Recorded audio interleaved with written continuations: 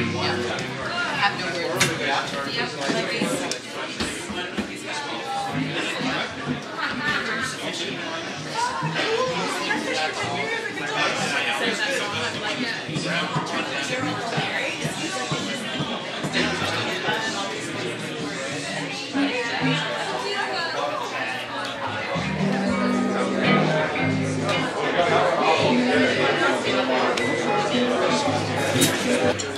I got one for you. You got a pocket? Or I got a purse. Hey? I got a purse. You got a purse. Wasn't a shocker. I'll just make sure you get one here. Awesome. So I do. Thank you.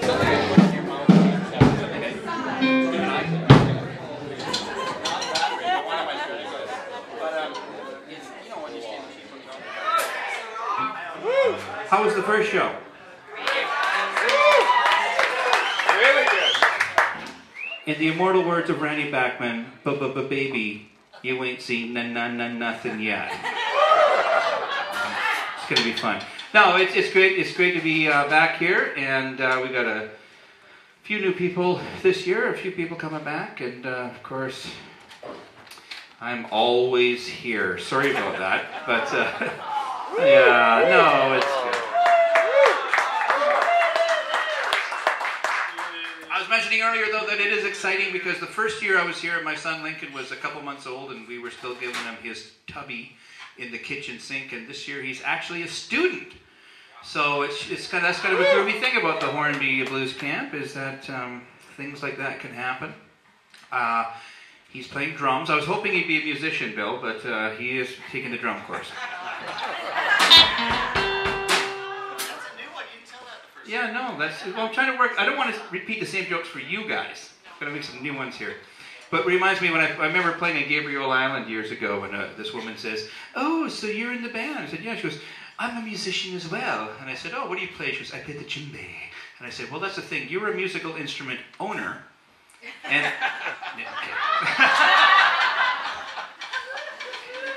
uh-oh, there's going to be, I can sense the tension in the room. There's a lot of djembe owners here.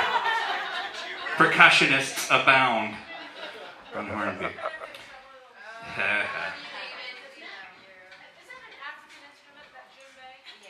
You trying to blame Africa? Don't they have enough problems? Yeah, I know it's a percussion instrument that people annoy other people with. Anywho, before I dig myself deeper into this hole, she's back here, and she's with her foil, Foy. She's very fancy, and she's been winning awards all over the country and elsewhere, and touring over in the UK, making great albums, writing great songs. Here she is, Little Miss Higgins. Thank you very much. Yes, we're just actually back from the UK and Ireland, trying to recover from our Guinness bellies and our pork scratchings, and which are so strange, but really tasty late at night in the bar. So we're gonna do a little song. We're gonna do that "Snowing Today" in C again, and you know, we show up and there's no rehearsal.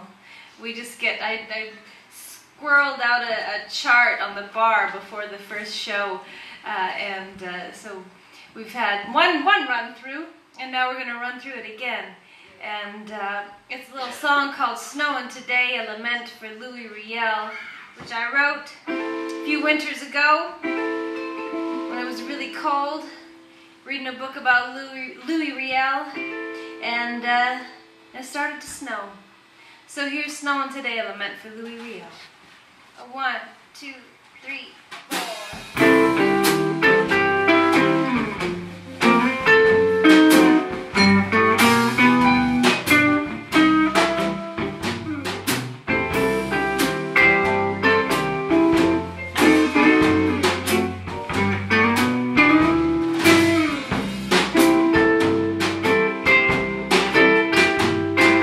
Snowing today, snow like feathers in the cold.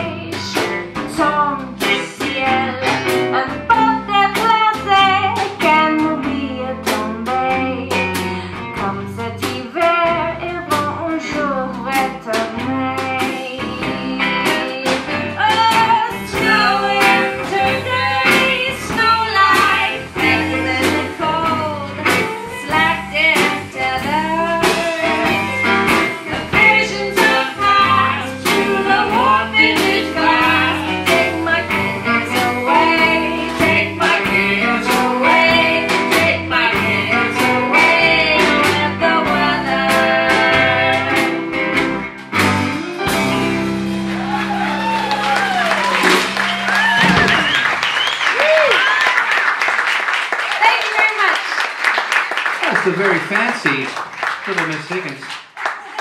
When you said that you squirreled out the notes, I wish you had said, so I just pork scratched out a quick chart. Pork scratched out a quick chart. Pork scratching. I love that. The snow though, the vision of the snow reminds me of a friend of mine told me he's coming back from the bar late one night. It's a really dark night, snowy night. He's got his collar up and his hat down, and as he's walking home, he hears his voice call from the alley, and it's a female voice. She says, "Are you looking for a good time tonight?" He says, "Well, maybe I am. What's it going to cost?" And she says, "It's only $20 tonight." Okay, so he runs down this dark alley, and next thing you know, police car pulls up, got the lights on. Policeman walks out, he goes, "What are you doing?" And he looks at her, and he looks at the cop, and he goes, "Oh, I'm just making love to my wife." And the cop says, "Oh, sorry, sir, I didn't realize you were making love to your wife." He goes, "Well, neither did I till you turned the lights on." Isn't that comedy gold? I thought it was comedy gold. No? Okay, Gary, dig me out of this one.